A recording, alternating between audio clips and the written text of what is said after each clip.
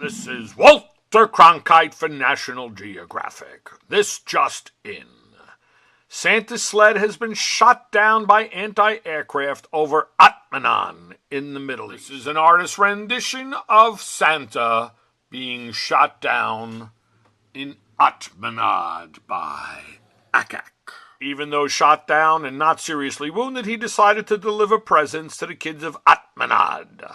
However, he was arrested as a fat American burglar spy. Though wounded, he went down the chimney, and as soon as he came out the fireplace, was arrested. The reindeer have stated, quote, "I think we just got hit by a missile." In an unprecedented move, the United States has joined forces with the Russian elite commandos to rescue Santa. Russian commander Tamara Tesnievkuskimeskinaska, seen here after rescuing Santa. Questioned, all she said is, "I rescued Santa with kindness."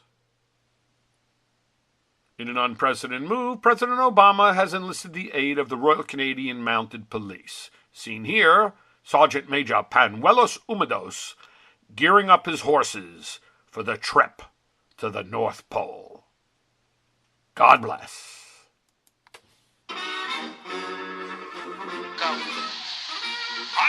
Silver!